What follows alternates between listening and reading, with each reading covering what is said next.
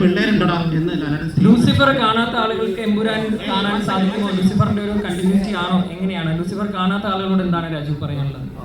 ഞാൻ ആക്ച്വലി പല പ്രാവശ്യം പല മാധ്യമങ്ങളിലും ഞാൻ അഭിപ്രായപ്പെട്ടിട്ടുള്ളതാണ്. ഈ ഫ്രാഞ്ചൈസിന്റെ ആദ്യ 2 ഭാഗങ്ങൾ രൂപകൽപ്പന ചെയ്തിരിക്കുന്നത് ഇത് രണ്ടും സ്റ്റാൻഡ് അലോൺ സിനിമകളായും ഒരു കംപ്ലീഷൻ ഫീൽ ചെയ്യണം എന്ന രീതിയിൽ തന്നെയാണ്. ഇപ്പൊ നിങ്ങൾ ലൂസിഫർ എന്ന ആദ്യ ഭാഗം കണ്ടിട്ട് ഇതിന്റെ ഒരു സീക്വൽ സംഭവിച്ചില്ലായിരുന്നുവെങ്കിൽ, അല്ലെങ്കിൽ ഒരു 2ാം ഭാഗം സംഭവിച്ചില്ലായിരുന്നുവെങ്കിൽ അതൊരു സ്റ്റാൻഡ് അലോൺ സിനിമയായിട്ട് ഒരു കംപ്ലീറ്റ് എക്സ്പീരിയൻസ് ആണെന്നാണ് എന്റെ വിശ്വാസം. ഈ 2ാം ഭാഗത്തിലേക്ക് വരുമ്പോൾ ആദ്യ ഭാഗം കണ്ടിട്ടില്ലാത്തവർക്ക് ഇതിലൊരു കഥ മനസ്സിലാവുകയോ അല്ലെങ്കിൽ പ്ലോട്ട് മനസ്സിലാവുകയോ ഉണ്ടാകില്ല എന്നാണ് ഞാൻ കരുതുന്നത്. ഒരു സ്റ്റാൻഡ് അലോൺ സിനിമയായിട്ട് തീർച്ചയായിട്ടും ഇതൊരു ഫുള്ളി കോംപ്രിഹെൻസിബിൾ ഒരു സിനിമയാണെന്നാണ് എന്റെ നിഗമനം.